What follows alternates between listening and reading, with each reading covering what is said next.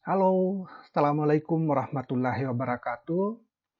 Kita ketemu lagi pada video kita yang membahas tentang gejala kelistrikan.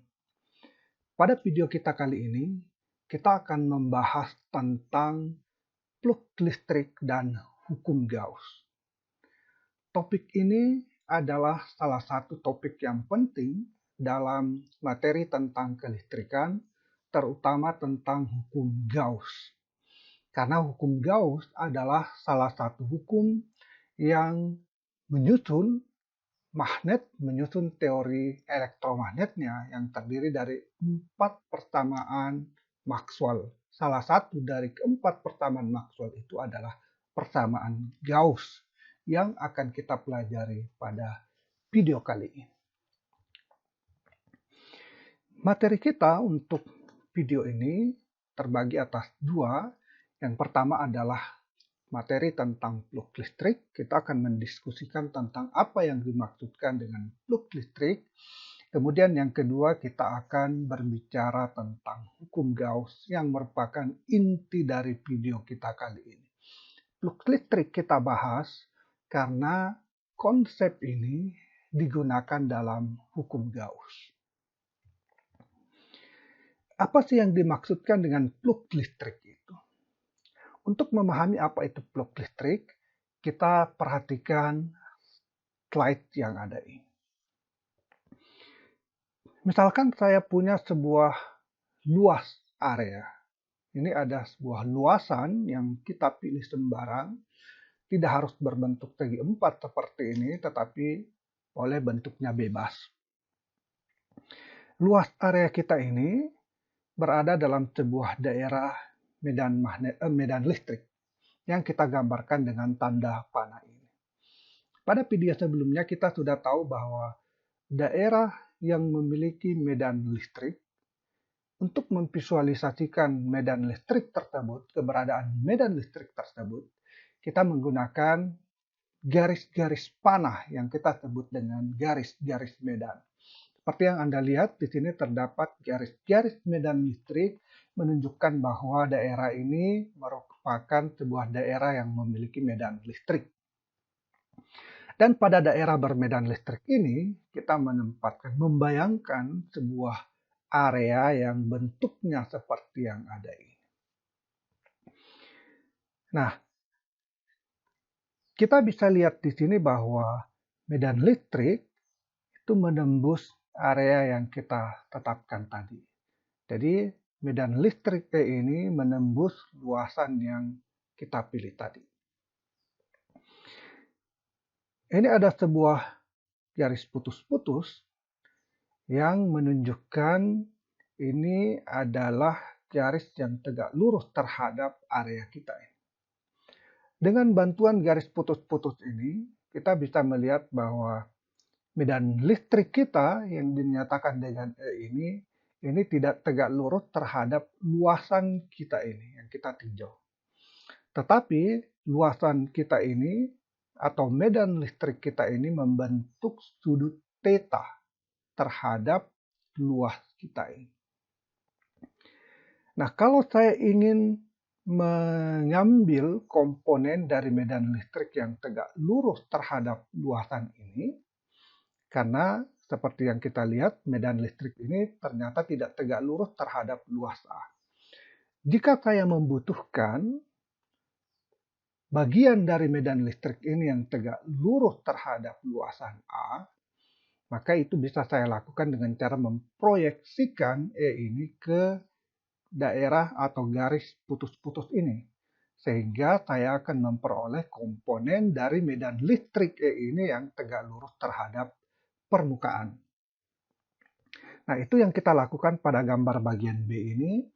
Jadi kalau saya proyeksikan medan listrik ini ke arah ini, berarti komponen ini adalah komponen medan listrik yang tegak lurus terhadap permukaan ini. Nah, sekarang kita masuk pada topik kita tentang plug listrik. Apa sih sebenarnya plug listrik ini? Jadi plug listrik sebenarnya adalah konsep yang berkaitan tentang jumlah garis-garis medan yang melewati sebuah luas permukaan. Jadi flux listrik itu adalah perkalian antara medan listrik yang tegak lurus terhadap sebuah luas permukaan. Jadi flux listrik adalah perkalian dari medan listrik dikali dengan luas permukaan yang kita tinjau yang berada di dalam medan listrik tersebut. Nah, flux listrik ini kita beri simbol dengan G, dengan indeks huruf E ini menunjukkan bahwa kita berbicara tentang flux listrik. Karena konsep flux itu tidak hanya berlaku pada listrik. Nanti pada saat kita berbicara tentang medan magnet, nah karena di sini di kemagnetan terdapat juga medan magnet, maka kita tentu bisa juga berbicara tentang flux pada medan magnet. Flux medan magnet juga akan kita simbol dengan C. Tetapi karena kita bicara tentang medan magnet, maka indeksnya di sini akan kita ubah menjadi M sebagai simbol untuk medan magnetik. Jadi saat ini, karena kita berbicara tentang flux listrik, maka simbol indeks di bawah ini adalah E yang menunjukkan flux ini, yang menunjukkan bahwa C ini, yang simbol dari flux ini adalah flux medan listrik. Jadi sekali lagi saya ulangi bahwa flux listrik adalah sebuah konsep yang menyatakan perkalian antara medan listrik dengan luas yang dilewati oleh medan listrik tersebut secara tegak lurus dalam daerah medan listrik tersebut. Atau bisa kita tulis E dikali A, E ini adalah besar medan listrik, A ini adalah luas yang berada dalam medan listrik ini, dan kosinus theta sudah kita lihat bahwa keberadaan kosinus theta ini itu adalah konsekuensi dari definisi kita tentang flux listrik, yaitu perkalian antara medan listrik dan luas alas yang harus tegak lurus. Jadi flux listrik itu adalah perkalian medan listrik dikali dengan luas daerah pada daerah medan listrik tersebut, di mana medan listrik ini harus tegak lurus terhadap luasan tersebut. Itulah sebabnya sehingga di sini terdapat kosinus theta. Nah, tadi kita untuk mendapatkan flux, kita harus mengalihkan medan listrik yang tegak lurus terhadap permukaan A. Untuk melakukan itu, tadi saya sudah menjelaskan bahwa kita memproyeksikan medan listrik ini yang arahnya tidak tegak lurus terhadap luasan ini. Kita proyeksikan sehingga medan listrik ini memiliki komponen yang kita ambil adalah yang tegak lurus terhadap permukaan. Nah, selain memproyeksikan medan listrik ini ke komponen medan listrik yang tegak lurus terhadap permukaan ini atau luas area yang kita tinjau ini, kita juga bisa melakukannya dengan membuat luas area ini yang tegak lurus terhadap medan listriknya. Jadi ketimbang kita mengambil komponen medan listrik yang tegak lurus terhadap luas permukaan ini, pilihan lain adalah kita mengambil luasan ini yang tegak lurus terhadap arah medan listriknya. Jadi arah medan listriknya tetap pada arah semulanya. Sekarang luasannya yang kita ambil komponennya yang tegak lurus terhadap arah dari medan listrik tersebut. Seperti yang kita lihat pada slide yang di bagian bawah ini. Medan listriknya arahnya seperti ini, tetap horizontal seperti ini. Sekarang permukaan kita ini, bagian yang tegak lurus pada permukaan ini kita gambarkan dengan sebuah panah ini yang kita sebut dengan vektor permukaan luas. Vektor satuan luas. Vektor satuan luas ini adalah sebuah vektor atau tanda panah yang menunjukkan arah dari permukaan kita. Jadi arah permukaan kita ini ditunjukkan oleh arah vektor ini. Nah, arah permukaan kita ini tidak tegak lurus terhadap elemen dari medan listrik kita ini. Untuk membuat permukaan kita ini tegak lurus terhadap medan listrik, maka luasan ini bisa kita proyeksikan ke arah bagian yang digambar putus-putus ini. Sehingga kalau kita lihat, kalau kita proyeksikan luas A ini sehingga dia menjadi ke bagian yang putus-putus ini, maka akan tampak bahwa luasan ini tegak lurus ditembus oleh medan listrik E ini.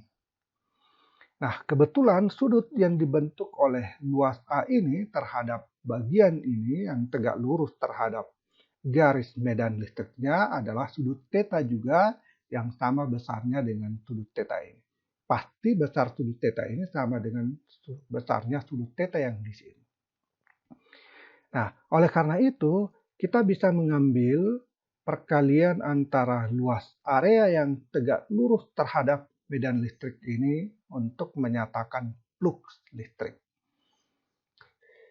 Ingat bahwa flux listrik ada perkalian antara medan listrik dan luas yang berada dalam medan listrik tersebut, di mana medan listrik harus tegak lurus terhadap luas tersebut.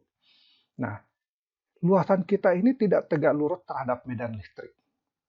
Untuk memenuhi tuntutan definisi dari flux listrik yang mensyaratkan medan listrik harus tegak lurus terhadap luas area kita, maka luas area ini kita proyeksikan sehingga yang kita ambil adalah bagian yang garis putus-putus ini.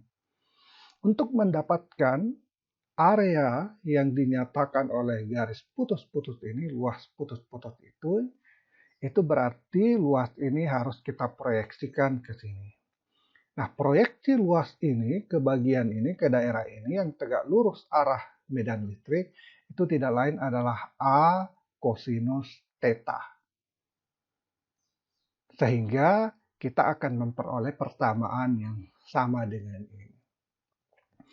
Jadi flux listrik itu sama dengan perkalian antara garis medan listrik yang tegak lurus terhadap permukaan yang ditembusnya. Nah, untuk memenuhi persyaratan tegak lurus itu, kita bisa memilih antara mengambil komponen medan listrik yang tegak lurus terhadap luas area ini, bagian ini, E yang tegak lurus terhadap luas area, atau luas areanya ini yang kita ambil komponen tegak lurusnya terhadap E, seperti yang kita lakukan ini. Jadi luas area ini kita proyeksikan ke sini sehingga kita hanya mengambil komponen tegak lurus dari luasan ini terhadap arah medan listrik E yang ditulis. Keduanya ini menghasilkan persamaan yang sama, bahwa flux listrik E sama dengan besarnya medan listrik E dikali dengan besarnya luasan yang berada di dalam medan listrik ini, luasan yang kita tinjau, yang kita pilih, dikali dengan kosinus sudut θ. Sudut θ ini adalah sudut yang dibentuk antara arah medan listrik E dengan arah luas, vektor luasan kita. Nah, flux listrik yang melalui sebuah area, kita sudah tahu flux listrik itu sebanding dengan jumlah total dari garis-garis medan yang menembus area tersebut. Setelah kita memahami definisi tentang flux listrik, kita harus mengingat bahwa flux listrik yang melalui sebuah area itu sebanding dengan jumlah total garis-garis medan yang menembus area tersebut. Semakin banyak garis-garis medan yang menembus sebuah luasan, maka flux listriknya berarti semakin besar. Dan sebaliknya tentu saja semakin sedikit garis-garis medan yang menembus luasan ini, maka tentu flux listriknya kecil. itulah definisi kita tentang flux listrik. Medan listrik kita tahu bisa kita gambarkan sebagai sebuah jumlah garis-garis medan N yang menembus persatuan luas area yang tegak lurus medan listrik tersebut. Medan listrik, pada video sebelumnya kita tahu bahwa dia bisa digambarkan dengan menggunakan sebuah garis medan untuk memvisualisasikan keberadaan medan listrik tersebut. Tadi juga kita sudah menyatakan bahwa besarnya flux medan listrik itu sebanding dengan jumlah garis-garis medan yang menembus sebuah luasan area. Jadi medan listrik dapat kita gambarkan sebagai jumlah atau banyaknya garis-garis medan yang kita nyatakan dengan N. Jadi N ini adalah jumlah atau banyaknya garis-garis medan yang menembus persatuan luas area yang tegak lurus terhadap medan listrik tersebut. Nah, dari sini kita bisa menyatakannya secara matematik. Jadi pernyataan kita ini, pernyataan yang di atas ini, kalau kita tuliskan secara matematis, bentuknya akan seperti ini. Bahwa medan listrik ini sebanding dengan jumlah garis medan atau banyaknya garis medan yang dinyatakan oleh N yang menembus persatuan luas yang tegak lurus terhadap medan listrik ini. Jadi pernyataan kita ini, kalau kita tuliskan dalam notasi matematis, adalah seperti ini. Nah, ini bisa saya tuliskan menjadi seperti ini. N sebanding dengan perkalian antara medan listrik dikali dengan perkalian antara medan listrik dengan luas yang tegak lurus terhadap medan listrik ini. Tapi perkalian antara E dengan A dengan luas A yang tegak lurus, itu kita sudah tahu tidak lain adalah apa yang kita sebut dengan flux listrik yang kita simbol dengan CE ini.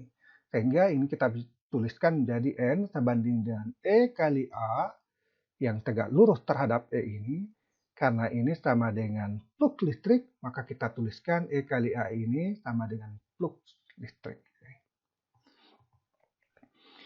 Jadi flux yang menembus sebuah luas permukaan itu sebanding dengan jumlah garis medan yang menembus luas permukaan tersebut.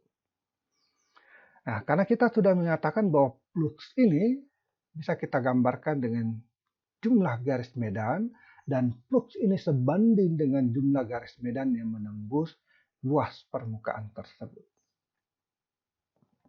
Sekali lagi, flux yang menembus sebuah luas permukaan itu sebanding dengan jumlah garis medan yang menembus luas permukaan tersebut. Sekarang, di hukum Gauss itu berkaitan dengan flux yang menembus sebuah permukaan tertutup. Tadi yang kita diskusikan adalah flux yang menembus sebuah permukaan yang terbuka. Jadi ada satu bidang tadi, lalu bidang ini ditembus oleh flux listrik. Ini adalah contoh dari permukaan yang terbuka. Nah, hukum Gauss berkaitan dengan flux yang melewati sebuah permukaan tertutup. Sehingga kita perlu mengetahui secara teknis bagaimana menghitung flux yang menembus sebuah permukaan tertutup tersebut. Apa yang kita maksudkan dengan permukaan tertutup? Permukaan tertutup adalah sebuah permukaan yang membagi ruang menjadi dua daerah, yaitu daerah luar dan daerah dalam. Jadi kalau misalnya saya punya telapak tangan ini permukaan telapak tangan saya ini adalah sebuah permukaan terbuka. Karena kalau saya tempatkan dalam sebuah daerah, misalnya saya tempatkan telapak tangan saya ini, kita tidak bisa mendefinisikan mana daerah luar dan mana daerah dalam. Dari daerah ini, di luar daerah yang berada di sekitar telapak tangan saya ini, kita tidak punya cara untuk mendefinisikan bagaimana daerah yang dalam, bagaimana daerah luar. Tetapi, kalau telapak tangan saya katupkan seperti ini, sekarang kita punya cara untuk mendefinisikan ruang ini menjadi dua bagian. Ada daerah luar dan ada daerah dalam.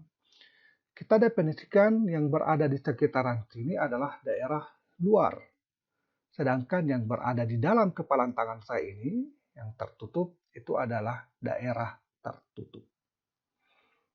Nah, itulah yang kita maksudkan sebagai sebuah permukaan tertutup. Sebuah permukaan yang bisa membagi ruang menjadi dua daerah yang bisa kita bedakan. Ada daerah luar dan ada daerah dalam. Daerah luar tentu saja adalah daerah yang berada di luar permukaan tertutup tersebut. Sedangkan daerah dalam adalah daerah yang dicakup atau ditutupi oleh atau yang terdapat di dalam permukaan tertutup tersebut. Nah, kita perlu mengetahui bagaimana menghitung flux yang menembus sebuah permukaan tertutup. Pada prinsipnya, misalkan kita punya permukaan tertutup seperti yang ada ini. Ini kita punya permukaan tertutup yang terdapat dalam sebuah daerah yang bermedan listrik. Nah, misalkan permukaan tertutup kita ini berada dalam sebuah daerah medan listrik. Jadi kita gambarkan medan listriknya seperti ini. Untuk menghitung flux yang menembus permukaan tertutup ini, tentu saja sesuai dengan definisi kita tentang flux listrik tadi, maka kita harus menghitung berapa besarnya perkalian antara medan listrik dikali dengan luas area. Nah, karena permukaan tertutup kita ini bentuknya tidak beraturan seperti ini, itu bisa kita lakukan dengan cara membagi permukaan tertutup ini dengan sejumlah luas kecil.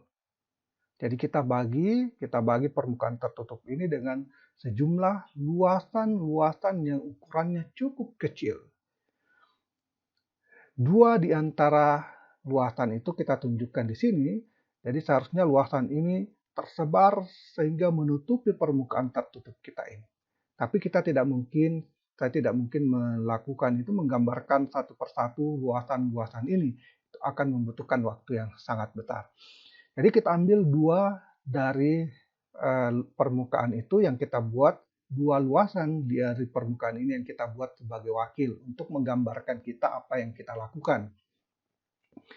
Nah, jadi pada daerah yang pertama ini, luasan kecil ini kita beri simbol dengan delta A1, yaitu elemen luas yang pertama. Mungkin ada ribuan elemen luas yang perlu kita buat untuk menutupi permukaan tertutup kita ini. Nah, pada elemen luas kita ini, tentu kita harus mengambil elemen luas yang sekecil mungkin. Keuntungannya jika kita mengambil elemen luas yang sekecil mungkin adalah medan listrik yang melewati elemen luas itu akan bernilai konstan, bisa diambil tetap besarnya. Sehingga nilai flux pada elemen luas ini, yang kecil ini, itu lebih akurat hasilnya. Nah, jadi kita bagi elemen luas kita ini, permukaan tertutup kita ini menjadi sejumlah besar elemen luas. Pertama, pada elemen luas yang pertama ini, misalkan medan listriknya seperti ini, arahnya melewati elemen luas ini. Nah, arah medan listrik pada garis medan ini tentu tangensial atau menyinggung dari arah garis medan pada titik tersebut. Seperti yang sudah kita lihat pada video kita sebelumnya. Jadi saya gambarkan medan listriknya arahnya seperti ini.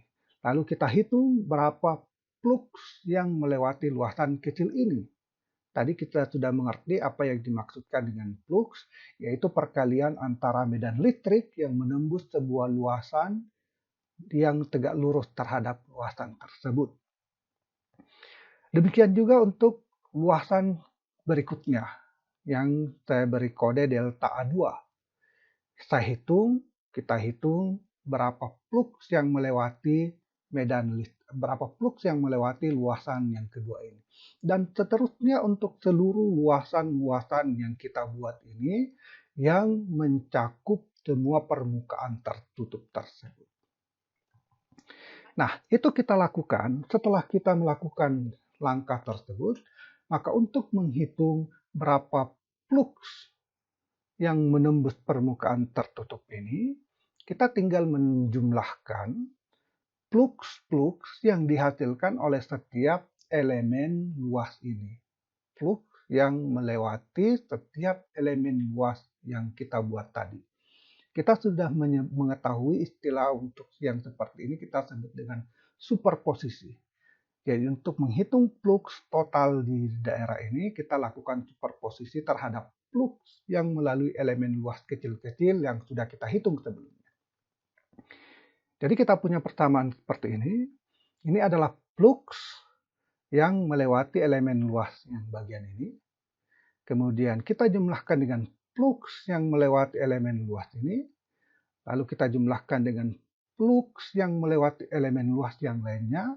Dan kita jumlahkan terus semuanya untuk elemen luas, seluruh elemen luas yang kita buat yang menutupi seluruh permukaan tertutup kita ini. Jadi bisa kita bayangkan banyak jumlah elemen luas, banyak jumlah flux yang kita jumlahkan. Nah, matematika punya teknik penulisan yang bisa membuat penulisan penjumlahan yang sangat banyak ini kita singkat dengan menggunakan tanda sigma. Tanda sigma ini menyatakan bahwa ada banyak penjumlahan antara perkalian E dengan luasan yang tegak lurus atau E kali delta A cos theta yang tidak lain flux. Persamaan ini tidak lain menyatakan flux. Jadi kita bisa melihat persamaan ini menyatakan bahwa penjumlahan dari flux yang melewati luasan-luasan kecil yang kita buat. Ini penulisan bentuk yang lebih sederhana dari sini lagi. Cos theta-nya kita hilangkan karena cos theta ini menunjukkan bahwa perkalian E dan A ini adalah perkalian yang dimana arah E ini harus tegak lurus terhadap arah A. Sehingga kita ganti simbolnya di sini, medan listrik yang tegak lurus terhadap luasan A. Itulah prinsip dasarnya bagaimana kita menghitung flux yang menembus sebuah permukaan tertutup.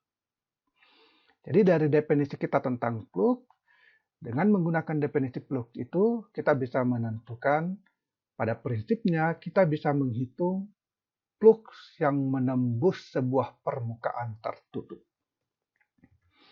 Nah, hukum Gauss berkaitan dengan jumlah total garis-garis medan yang menembus permukaan.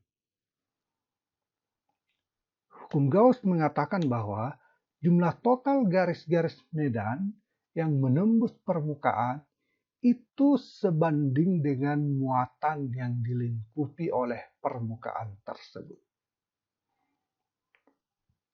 Jadi hukum Gauss ini menemukan bahwa jumlah total garis-garis medan yang menembus sebuah permukaan tertutup yang kita maksudkan di sini karena hukum Gauss berbicara tentang permukaan tertutup itu sebanding dengan permukaan yang dilingkupi oleh permukaan tersebut.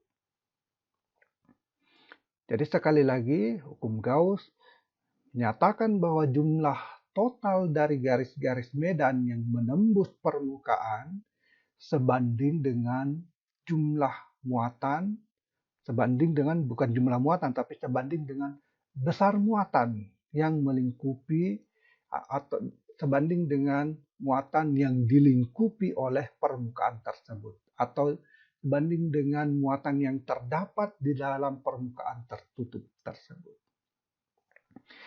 Jumlah total yang kita maksudkan adalah jadi jumlah total garis-garis medan yang dimaksudkan di sini adalah garis medan yang keluar kita kurangi dengan garis medan yang masuk. Jadi jumlah total garis-garis medan yang dimaksudkan dalam hukum Gauss ini Bisa kita dapatkan dengan mengurangi garis medan keluar, kita kurangi dengan garis medan yang masuk. Nah, karena garis-garis medan ini sebanding dengan flux, kita sudah tahu bahwa garis-garis medan sebanding dengan flux, maka secara matematis hukum Gauss ini kita bisa tuliskan dengan cara seperti ini.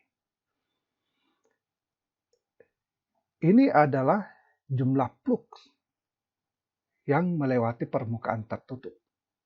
Tadi kita sudah lihat bahwa simbol ini adalah jumlah dari flux listrik. Ini flux listrik E tegak lurus terhadap luas. Kita jumlahkan, penjumlahannya dilakukan untuk permukaan tertutup. Berarti ini adalah jumlah flux yang melalui permukaan tertutup. Nah, flux yang melalui permukaan tertutup, flux itu sendiri kita simbol dengan C. Jadi di awal kita sudah mengenalkan bahwa flux listrik kita simbol dengan C. E ini menunjukkan bahwa ini adalah flux listrik. Flux listrik yang melewati atau menembus permukaan tertutup sesuai dengan hukum Gauss itu sebanding dengan muatan yang dilingkupi oleh permukaan tersebut, yang kita simbol dengan Qin. Jadi Qin ini adalah muatan yang dilingkupi oleh permukaan tertutup tersebut.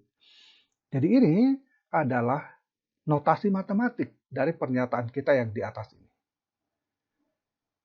Nah, untuk menyatakan kesebandingan ini sebagai tanda sama dengan, kita harus memasukkan sebuah konstanta yang kita sebut dengan konstanta kesebandingan.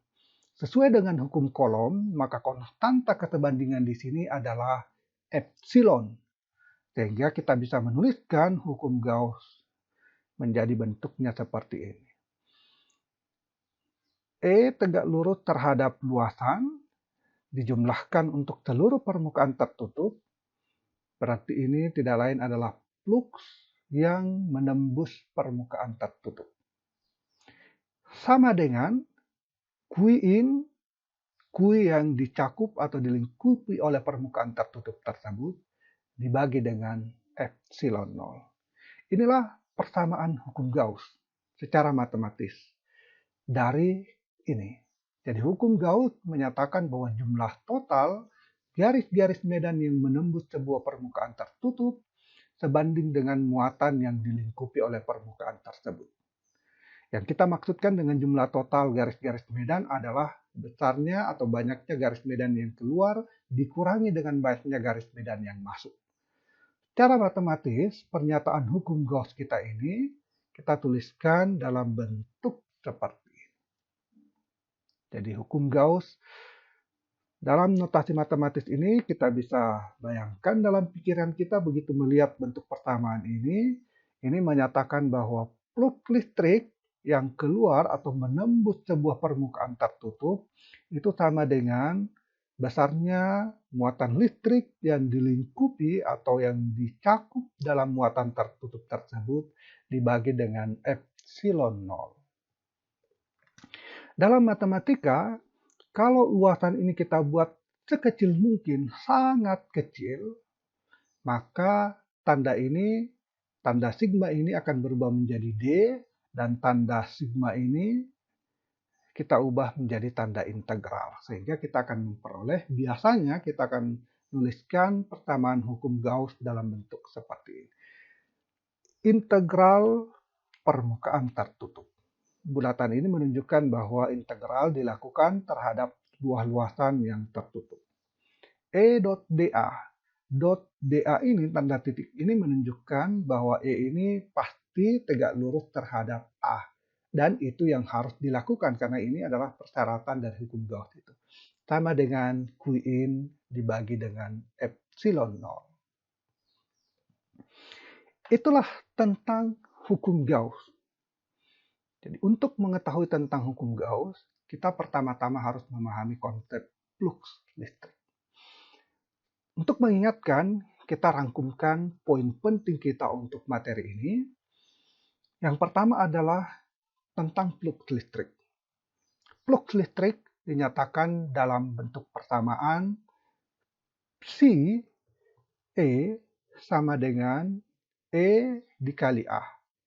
E dikali A ini adalah medan listrik yang tegak lurus dikali dengan luasan yang kita tinjau yang berada dalam medan listrik tersebut, atau sama dengan E, medan listrik dikali dengan luasan yang tegak lurus terhadap E tersebut. Ini sama dengan E, medan listrik, dikali dengan A, luasan yang terdapat dalam medan listrik yang kita tinjau ini, dikali dengan kosinus theta. Kosinus theta ini adalah sudut antara medan listrik, arah medan listrik dengan arah vektor luas dari luasan yang kita tinjau yang berada dalam medan listrik ini.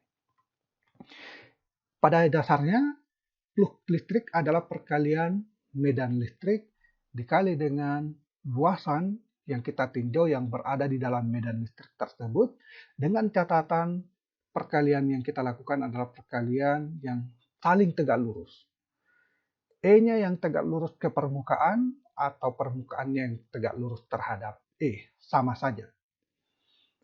Yang kedua, hukum Gauss adalah dinyatakan dengan pertamaan ini, bahwa flux medan listrik yang keluar atau menembus sebuah permukaan tertutup itu ternyata sama dengan besarnya muatan listrik yang dicakup atau besarnya muatan listrik yang terdapat di dalam permukaan tertutup tersebut dibagi dengan konstanta epsilon 0. Konstanta epsilon 0 kita sebut dengan permitivitas ruang hampa yang sudah kita ketahui pada video sebelumnya ketika kita membahas tentang hukum Coulomb. Hukum Gauss ini bisa dituliskan dalam bentuk integral. Persamaan ini tidak lain sama dengan persamaan ini, hanya kita tuliskan dalam bentuk notasi integral. Itulah dua poin penting kita untuk kuliah kita pada saat ini, pada video ini, yang perlu Anda pahami dengan baik, perlu Anda resapkan dalam hati untuk bisa menikmati pelajaran dalam video kita ini. Sebagai contoh, kita akan mengerjakan menggunakan konsep kita tentang hukum Gauss ini untuk menghitung besar medan listrik pada sebuah titik di luar bola dan besar medan listrik pada sebuah titik di dalam bola. Jadi kita diberikan sebuah bola padat yang jari-jarinya A.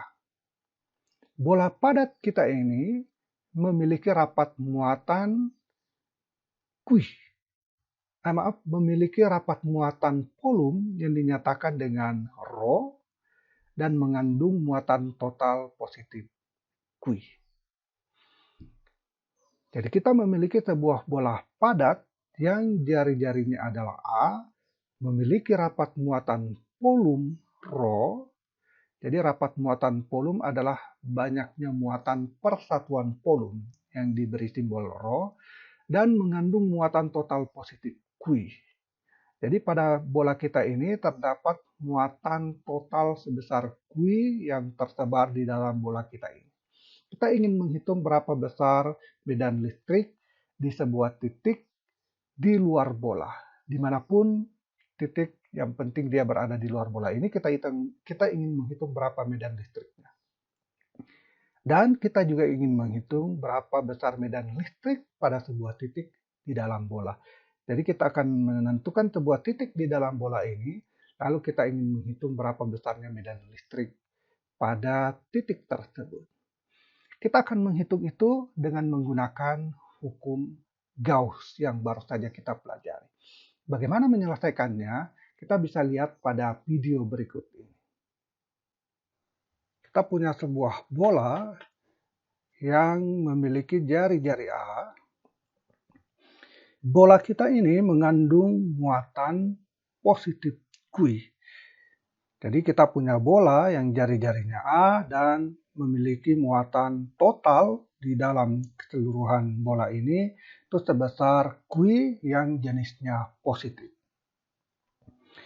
Bola kita, bola padat, memiliki rapat muatan volum Rho. Jadi ada besaran yang disebut dengan rapat muatan volume atau kita simbol dengan rho. Kita ingin menghitung berapa medan listrik pada sebuah titik di luar bola ini. Jadi misalkan saya memilih sebuah titik yang ada di sini. Misalkan ini adalah titik P.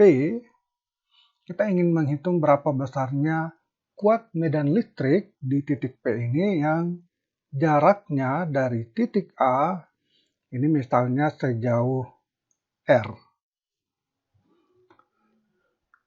Pertanyaan yang kedua, kita akan menghitung besar medan listrik pada sebuah titik di dalam bola.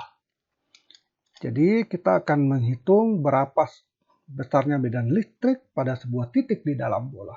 Misalkan titik di dalam bola itu kita pilih di titik ini. Ini jaraknya anggaplah sejauh B dari pusat bola ini. Jadi kita ingin menghitung berapa medan listrik di luar bola. Daerah di luar bola ini diwakili oleh titik P ini. Dan kita ingin menghitung berapa besarnya medan listrik di dalam bola. Daerah di dalam bola diwakili oleh titik ini yang berada sejauh B dari pusat bola kita. Misalkan titik ini kita beri simbol dengan S. Nah, kita bisa menggunakan hukum Gauss untuk soal ini karena soal kita ini memiliki tingkat simetri yang sangat tinggi. Sebuah bola padat yang memiliki muatan. Kita tahu bahwa hukum Gauss mengatakan bahwa flux listrik yang melingkupi sebuah permukaan itu sama dengan.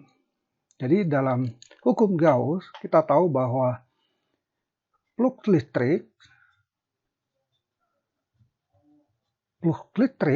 dalam permukaan tertutup,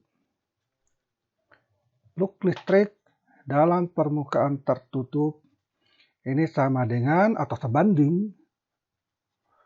sebanding dengan muatan yang dilingkupi atau yang dicakup oleh permukaan tertutup ini. Nah, secara matematik kita bisa tuliskan flux, simbol dari flux listrik ini sama dengan jumlah muatan di dalam luasan permukaan tertutup ini dibagi dengan konstanta yang kita sebut dengan epsilon 0. Sekarang karena kita membutuhkan sebuah permukaan tertutup ini bisa kita gambarkan bentuknya sebarang. Namun demikian, kalau bentuk yang kita ambil adalah bentuk yang betul-betul sebarang, maka kita akan sulit menghitung flux listrik total yang akan menembus atau medan listrik total yang menembus luasan kita itu jika kita mengambil bentuk yang sebarang. Walaupun hukum Gauss tidak mempersyaratkan permukaan tertutup ini harus bentuknya bentuk yang tertentu. Hukum Gauss tidak membatasi bentuk permukaan tertutup yang kita pilih. Semua bentuk permukaan, asal permukaan itu tertutup, maka hukum Gauss memenuhinya itu. Dengan kata lain, apapun bentuk permukaan tertutup yang kita ambil, ketika kita menggunakan hukum Gauss, itu tetap memenuhi persamaan ini. Bahwa flux listrik yang melewati permukaan tertutup tersebut sama dengan Qin muatan yang terdapat di dalam permukaan tertutup tersebut dibagi dengan konstanta epsilon 0. Tetapi kalau kita mengambil bentuk sembarang, bentuk permukaan tertutup yang sembarang, masalah yang akan kita hadapi adalah kita akan kesulitan untuk menghitung flux yang menembus permukaan tersebut. Oleh karena itu, hukum Gauss hanya membantu kita, hanya dapat kita gunakan, memudahkan kita menyelesaikan soal menentukan medan listrik jika kita bisa menggambarkan hukum Gauss, kita bisa menggambarkan permukaan Gauss yang memiliki bentuk yang simetri. Seperti yang kita hadapi dalam bola bermuatan ini. Nah, kita ingin menghitung medan listrik di luar bola yang diwakili oleh titik P ini. Nah, oleh karena itu langkah yang harus kita lakukan adalah kita harus menggambarkan permukaan Gauss. Karena hukum Gauss berbicara tentang permukaan tertutup. Jadi kita harus menggambarkan sebuah permukaan Gauss yang melewati titik P ini. Permukaan Gauss yang kita gambarkan harus memiliki simetri yang tinggi. Karena ini adalah bola, maka kita akan mengikuti bentuk simetri bola. Jadi saya akan menggambarkan permukaan Gauss ini berbentuk bola. Ini permukaan Gauss kita yang melalui titik P. Kita ambil melalui titik P karena kita ingin menghitung medan listrik pada titik P tersebut. Nah, sekarang dengan permukaan Gauss kita ini, kita bisa menggunakan hukum Gauss. Menurut Gauss, flux listrik dalam permukaan tertutup sebanding dengan muatan, atau secara matematik, flux listrik sama dengan Qin, Q yang tercakup dalam permukaan tertutup dibagi dengan epsilon nol. Ini permukaan Gauss kita. Secara simetri, permukaan kita di dalam ini, bola kita ini adalah bola bermuatan dan memiliki muatan positif Q. Karena dia adalah muatan positif, maka medan listrik dari muatan positif ini akan arahnya keluar.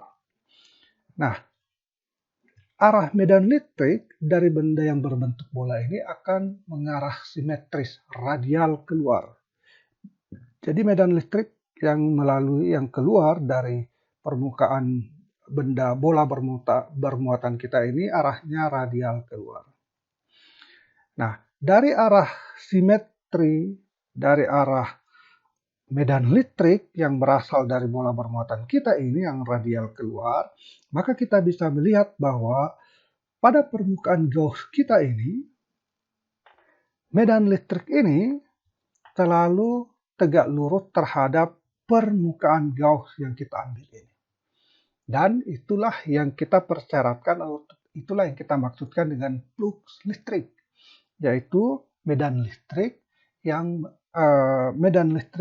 menembus luasan secara tegak lurus terhadap luasan tersebut. Sehingga dari soal kita ini, medan listrik yang dihasilkan oleh permukaan bola kita yang bermuatan ini semuanya tegak lurus menembus permukaan Gauss kita ini. Itu artinya bahwa kita bisa menghitung flux listrik yang melewati permukaan Gauss ini dengan mudah. Karena kita tinggal menghitung besarnya E ini besarnya sama untuk sebuah bola ini, besarnya nilai E besarnya sama, dan semuanya tegak lurus terhadap permukaan bola kita ini. Sehingga kita bisa menuliskan E kali A dikali dengan A total. A total ini adalah luas dari seluruh permukaan bola kita ini. Kita langsung mengalihkan besarnya medan listrik E dikali dengan luas totalnya bola ini untuk menghitung flux yang melewati permukaan Gauss kita ini. Mengapa bisa langsung seperti ini? Karena medan listrik E kita besarnya konstan, berarah radial, sehingga pada semua permukaan Gauss ini, arah medan listrik tegak lurus terhadap permukaan Gauss. Oleh karena itu, E dikali A total itu adalah flux yang melalui permukaan Gauss kita ini, dan menurut hukum Gauss ini harus sama dengan Qin dibagi dengan epsilon nol. Qin adalah muatan yang tercakup dalam permukaan Gauss. Permukaan Gauss kita adalah bentuk bola ini. Berarti Q yang tercakup dalam permukaan Gauss ini adalah bola ini. Berapa besar muatan bola ini? Di dalam soal kita diberikan bahwa besarnya adalah muatan total bola ini adalah plus Q. Berarti ini sama dengan plus Q dibagi dengan epsilon nol. Epsilon nol adalah sebuah konstanta. A total adalah luas permukaan Gauss kita ini yang tidak lain adalah luas permukaan bola.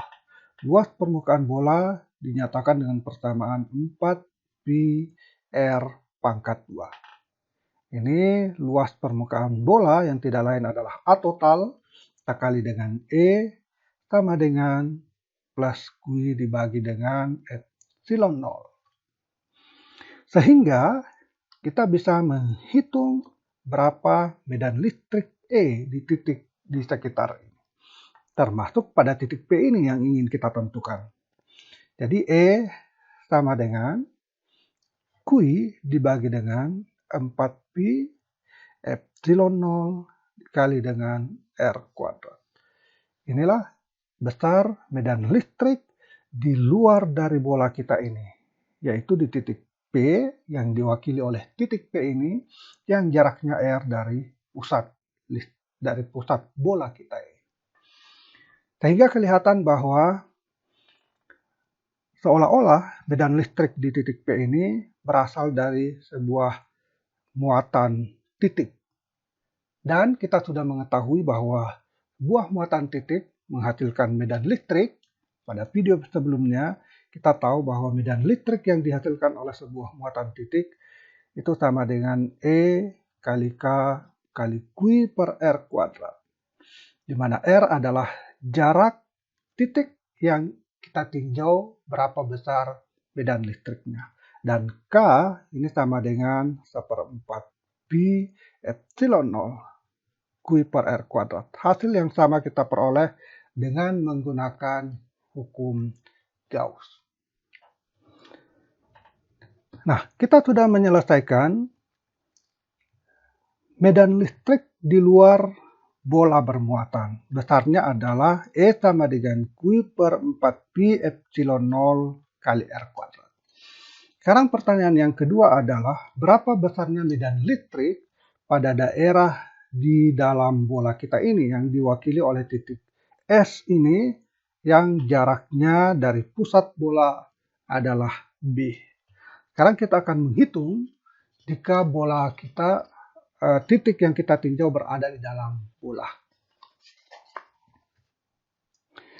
Nah, kita kembali menggambarkan permukaan Gauss. Jadi kita punya bola yang bermuatan ini.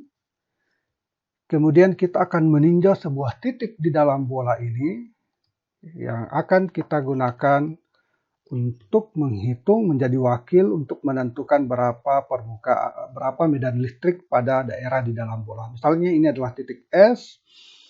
Seperti yang sebelumnya saya harus menggambarkan permukaan Gauss melewati titik S ini.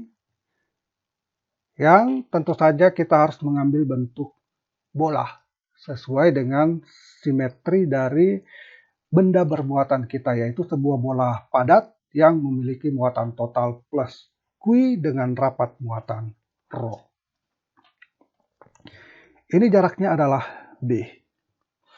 Nah, Gauss mengatakan bahwa besarnya flux yang menembus sebuah permukaan, dalam hal ini adalah permukaan kita, sama dengan Q yang tercakup oleh permukaan tersebut dibagi dengan epsilon 0. Jadi flux listrik total yang melingkupi permukaan Gauss kita ini harus sama dengan muatan yang dicakup oleh permukaan Gauss kita ini, Q in dibagi dengan epsilon 0. Nah, sekarang kita harus menghitung, karena kita tahu bahwa arah medan listrik pada bola kita ini arahnya keluar, ini adalah muatan positif, dan kita tadi sudah melihat bahwa arah medan listriknya ini keluar secara radial, berarti flux listrik yang menembus luasan kita ini, itu bisa kita hitung dengan secara E, karena besarnya medan listrik sama untuk semua permukaan bola ini, kali dengan, dan setiap luasan ini, semua luasan ini pasti ditembus secara tegak lurus oleh arah medan listrik yang tegak lurus ini. Jadi semua medan listrik yang melewati permukaan Gauss kita ini menembus permukaan Gauss ini secara tegak lurus. Sehingga kita bisa langsung menuliskan E kuat medan listrik dikali dengan berapa luas permukaan Gauss kita ini. yaitu 4pi dikali dengan jari-jarinya adalah B kuadrat sama dengan Q in, muatan yang dilingkupi oleh permukaan Gauss ini, dibagi dengan epsilon 0. Nah, sekarang yang diberikan dalam soal adalah muatan total untuk seluruh bola ini, yaitu plus Q. Yang kita butuhkan adalah muatan yang hanya tercakup di dalam luasan Gauss kita ini. Jadi tentu saja bukan ini yang dimaksudkan, tetapi bagian dari ini. Sebuah muatan yang lebih kecil dari ini, karena hanya mencakup bagian yang terdapat di dalam permukaan Gauss yang kita gambarkan tadi. Itulah Q in. Dari mana kita bisa menentukan besarnya Q yang tercakup di dalam ini? Kita mengenal konsep yang diberikan ini, yaitu rapat muatan volume. Ini kita sebut dengan rapat muatan volume yang disimbol dengan rho. Rapat muatan volume berarti rho ini sama dengan muatan total pada seluruhan benda kita dibagi dengan berapa volume dari benda kita ini. Inilah yang kita sebut dengan rapat muatan volume. Sehingga untuk volume ini, bukan volume secara keseluruhan, hanya bagian dari volume ini, kita bisa menentukan berapa muatannya dari persamaan kita ini. Karena ini kita bisa tuliskan muatan Q ini sama dengan rho dikali dengan volume. Jadi untuk menghitung berapa besarnya muatan yang tercakup di dalam permukaan Gauss kita ini, maka kita harus mengetahui berapa volume dari volume yang dicakup oleh permukaan Gauss kita ini. Lalu kita kalikan dengan rapat muatan volume dari benda ini yang diberikan dengan rho. Nah, karena jari-jarinya adalah B, jari-jari dari jarak titik kita ini, S yang membentuk bola adalah B, berarti jari-jari bola kita ini adalah B. Maka kita bisa hitung volumenya sama dengan 4/3pi B pangkat 3. Inilah volume yang ditutupi oleh permukaan Gauss kita ini. Sehingga muatan yang tercakup di dalam di sini, Q sama dengan rho dikali dengan volume ini, yaitu 4/3pi B pangkat 3. Nah, sekarang kita substitusikan ini sesuai dengan hukum Gauss, kita peroleh E dikali 4pi B kuadrat sama dengan, ini ada rho dikali dengan 4/3 dikali dengan pi dikali dengan B pangkat 3 bagi dengan epsilon 0. Sini ada B pangkat 3, ini ada B pangkat 2, saya hilangkan B pangkat 2 di sini tinggal 1B. Kemudian di sini ada pi, di sini ada pi, lalu di sini ada 4, di sini juga ada 4. Oleh karena itu kita peroleh bahwa E ini sama dengan rho dibagi dengan 3 epsilon 0. Rho ini kalau saya hubungkan dengan Q, maka akan memenuhi persamaan ini. Volumenya tentu volume keseluruhan dari bola ini. Bola kita secara keseluruhan memiliki volume V sama dengan 4/3pi. Jari-jari bola kita adalah A di pangkat 3 volume, sedangkan Q-nya adalah plus Q. Q ini adalah muatan total untuk seluruh bola, berlaku untuk seluruh volume kita ini, dan rho, sehingga rho sama dengan Q dibagi dengan 4/3pi A pangkat 3. Nah, kalau saya substitusikan di sini, karena rho di sini sama dengan rho yang di sini, kita akan peroleh E sama dengan Q dibagi dengan, jadi Q dibagi, jadi saya pindahkan sini Q per 4/3pi A pangkat 3 saya bagi dengan 3 epsilon 0. Sini ada 3 dan ini ada 3 di bawah, ini akan saling menghilangkan sehingga akan kita peroleh Q per 4 pi epsilon 0 A pangkat 3.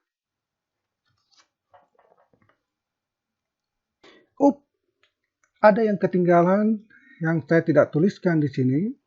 Sini E sama dengan rho per 3 epsilon 0. Ada B yang saya lupakan. Jadi di sini harusnya ada kali B. Kemudian kita substitusikan nilai rho ini ke dalam sini, kita peroleh ini. Tetapi harus kita kalikan dengan B. Di sini juga kita harus kalikan dengan B. Sehingga medan listrik untuk daerah di dalam permukaan bola kita ini dinyatakan dengan persamaan E sama dengan Q per 4 pi epsilon 0 dikali dengan A berpangkat 3 dikali dengan B. Inilah medan listrik untuk daerah di dalam bola bermuatan kita ini. Kelihatan bahwa untuk daerah di dalam bola ini itu berbanding lurus dengan jarak titik yang kita tinjau ke pusat bola yang dinyatakan oleh B ini. Berarti jika titik yang kita ambil itu adalah tepat di pusat bola, maka B sama dengan 0. Itu berarti medan listrik pada pusat bola ini sama dengan 0. Contoh berikutnya, kita akan menggunakan hukum Gauss untuk menghitung medan listrik yang ditimbulkan oleh sebuah bidang yang luasnya tidak berhingga. Jadi kita punya sebuah bidang seperti ini yang memiliki luas tidak berhingga yang mengandung muatan positif dengan rapat muatan sigma. Jadi bidang kita ini mengandung muatan positif yang tersebar di seluruh bidang kita ini sehingga dia memiliki rapat muatan permukaan sigma, yaitu banyaknya muatan persatuan luas dari bidang ini. Kita akan menentukan medan listrik yang ditimbulkan oleh bidang ini pada sebuah titik di luar bidang ini dengan menggunakan hukum Gauss. Bagaimana menyelesaikannya? Bisa Anda kembali menyaksikan dalam video berikut ini. Jadi kita punya bidang yang luasnya tak berhingga, memiliki muatan yang tersebar pada permukaannya berupa muatan positif tersebar pada permukaan dari luasan kita ini. Kita ketahui bahwa permukaan kita ini memiliki rapat muatan sigma. Jadi ini adalah rapat muatan. Rapat muatan sigma ini sama dengan besarnya muatan total per satuan luas. Jika sebelumnya kita mengenal rho, rapat muatan per satuan volume, untuk luasan ini kita mengenal sigma, muatan total per satuan luas. Ini adalah rapat muatan. Nah, kita ingin menentukan medan listrik pada sebuah titik yang berada di sekitar plat bermuatan kita ini. Nah, ini adalah salah satu contoh di mana kita bisa menggunakan hukum Gauss dengan mudah. Jadi bayangkan ini saya gambarkan dalam bentuk seperti ini. Kita lihat dari samping, persis dari samping di sini sehingga kelihatan hanya bentuk yang seperti ini. Di depannya ini adalah permukaan positif tersebar secara seragam dengan rapat muatan sigma, yaitu jumlah total muatan per satuan luas.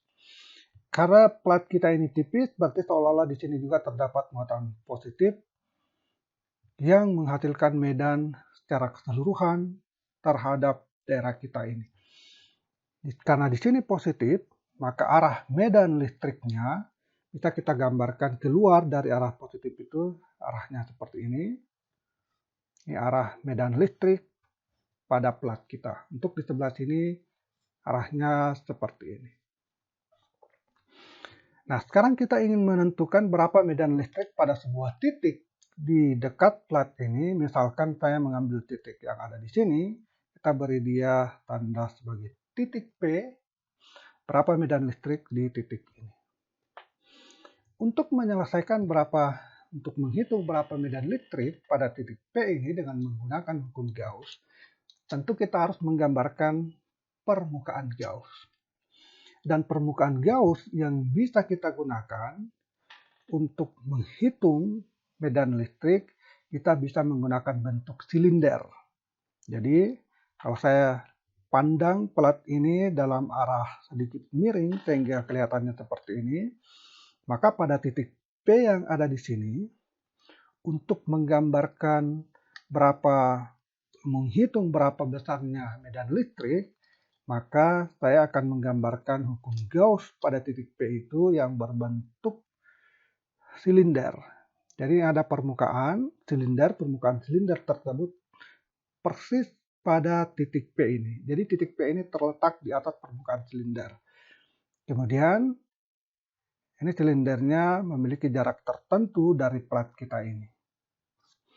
Jadi kalau saya gambar dalam bentuk ini, kita akan melihat bahwa sini silindernya akan memiliki bentuk seperti ini. Jadi dilihat dari samping, silinder akan membentuk seperti ini. Anggaplah jaraknya ini sejauh X. Jarak titik P yang kita mau hitung medan listriknya dari plat ini sejauh X. Nah, tentu saja di sebelah sini juga kita bisa perpanjang dengan jarak yang sama dengan ini. Sehingga kita akan peroleh seperti ini. Ini jaraknya adalah X. Inilah permukaan Gauss yang akan kita gunakan untuk menghitung berapa medan listrik pada titik P ini dengan menggunakan hukum Gauss. Sekarang hukum Gauss mengatakan bahwa besarnya flux listrik yang menembus permukaan tertutup kita ini itu sama dengan muatan yang tercakup di dalam luasan ini. Nah, kalau kita lihat permukaan Gauss kita ini, flux listrik yang melewati bagian permukaan ini sama dengan 0. Ingat bahwa flux adalah perkalian medan listrik dan luasan yang tegak lurus terhadap luasan tersebut.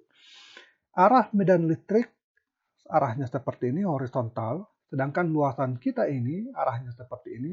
Sehingga kalau kita lihat arah medan listrik E ini sejajar dengan permukaan yang di sini. Sementara flux mengharuskan medan listrik ini harus tegak lurus terhadap luas. Sehingga di sini flux sama dengan 0 untuk luasan ini. Sama halnya dengan luasan kita yang di bawah ini, flux medan listriknya juga sama dengan 0 karena sejajar dengan arah medan listrik. Tetapi untuk kedua luasan yang di sini dan yang di sebelah sini, yang kita lihat dari sini adalah sebuah lingkaran. Tentu saja flux E ini tegak lurus terhadap luasan ini. Sama halnya untuk luasan yang di sebelah sini. Sehingga flux medan listrik yang menembus luas Gauss kita ini, permukaan Gauss kita ini, hanya berasal dari kedua permukaan ini. Permukaan di sebelah sini dan permukaan yang lawannya ini. Selubung yang membentuk tabung ini, daerah sini, ini tidak menghasilkan flux medan listrik. Sehingga flux medan listrik yang melewati permukaan Gauss kita ini tidak lain adalah flux yang melewati kedua permukaan ini. Besar medan listrik yang melewati kedua permukaan ini sama, yaitu E dikali dengan luas lingkaran, berarti pi R pangkat 2. Lingkaran kita anggaplah jari-jari dari lingkaran kita ini adalah R. Jadi jari-jarinya adalah R. Ditambah dengan, ini berasal dari bagian sini, ditambah dengan permukaan yang ada di sini. Bentuknya sama dengan ini, berarti E ditambah dengan pi R pangkat 2. Atau PR pangkat 2 ini saya tuliskan saya sebagai A, yaitu luas dari permukaan ini. Jadi kita tuliskan dia sebagai A, berarti ini adalah EA, luas permukaan ini ditambah dengan E dikali dengan A, luas permukaan yang di sebelah sini. Inilah flux yang melewati permukaan Gauss kita ini, permukaan tertutup ini. Dan ini harus sama dengan muatan listrik yang dilingkupi oleh permukaan kita ini, Qin per epsilon 0. Berapa besarnya muatan listrik yang dilingkupi ini? Tentu adalah daerah yang ada di sini. Berapa besarnya muatan listrik pada daerah ini? Nah, kita akan menggunakan konsep ini, konsep yang disebut dengan rapat muatan. Rapat muatan pada benda kita ini, plat kita ini adalah sigma, yang menyatakan bahwa besarnya muatan persatuan luas. Sehingga kalau saya mengetahui rapat muatannya ini, sigmanya sama dengan jumlah muatan total persatuan luas, maka tentu saja untuk daerah luasan ini, itulah yang sama dengan muatannya. Jadi ini saya bisa tuliskan Q sama dengan sigma dikali dengan A. Jadi muatan yang ada di daerah sini sama dengan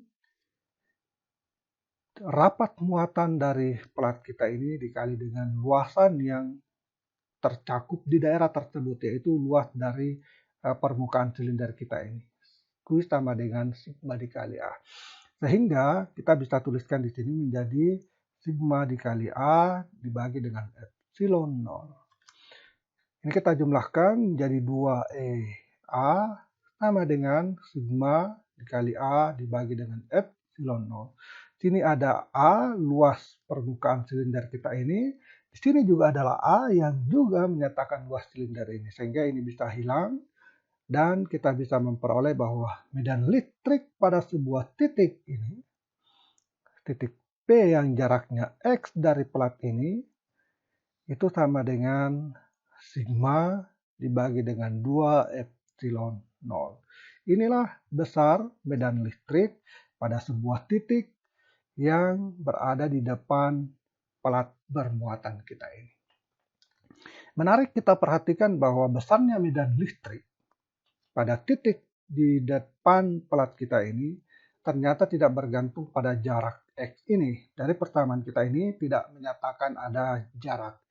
Jadi medan listrik tidak bergantung pada jarak. Sekilas ini kelihatannya tidak masuk akal karena kita tahu kalau kita mengambil sebuah titik yang lebih jauh dari sini, maka medan listriknya tentu akan berkurang dibandingkan jika medan listriknya dekat pada sumber medan listrik tersebut. Itu adalah benar, namun demikian dalam soal kita ini kita harus mengingat bahwa plat ini memiliki luas yang tidak berhingga, sangat luas. Karena itulah, karena dia sangat luas, maka seolah-olah besarnya medan listrik pada jarak tertentu dari plat ini itu tidak bergantung pada jaraknya dari plat bermuatan tersebut. Jadi persamaan ini hanya berlaku untuk plat yang muatannya luas tak berhingga, atau berlaku untuk plat di mana titik yang kita tinjau jaraknya sangat dekat terhadap plat ini. Jadi persamaan ini berlaku pada dua kondisi. Apakah platnya luasnya tak berhingga, maka persamaan ini berlaku. Atau jika platnya memiliki luas yang berhingga, maka ini hanya berlaku jika kita mengambil jarak ke plat yang cukup dekat. Itulah dua contoh bagaimana menggunakan hukum Gauss dalam menyelesaikan medan listrik, menghitung medan listrik pada daerah benda bermuatan. Hukum Gauss hanya membantu kita untuk menghitung medan listrik jika soal yang kita hadapi memiliki tingkat simetri yang memungkinkan kita menggambarkan permukaan Gauss yang memiliki bentuk simetri yang memudahkan kita menghitung flux yang melewati permukaan tersebut. Jika soal kita tidak memiliki persyaratan simetri itu, maka kita tidak bisa menggunakan hukum Gauss. Hukum Gauss akan sulit kita terapkan, tapi itu tidak berarti bahwa hukum Gauss tidak berlaku untuk hal tersebut. Itulah video kita kali ini yang membahas tentang hukum Gauss. Untuk memahami hukum Gauss ini, pertama-tama kita harus mempelajari konsep tentang flux listrik. Hukum Gauss, sebagaimana saya telah sampaikan di awal video ini, merupakan salah satu hukum yang penting dalam kelistrikan. Hukum Gauss ini adalah salah satu persamaan yang terdapat dalam 4 persamaan Maxwell. 4 persamaan Maxwell adalah dasar dari hukum teori gelombang elektromagnetik dalam fisika. Terima kasih atas perhatian Anda dan selamat belajar. Assalamualaikum warahmatullahi wabarakatuh.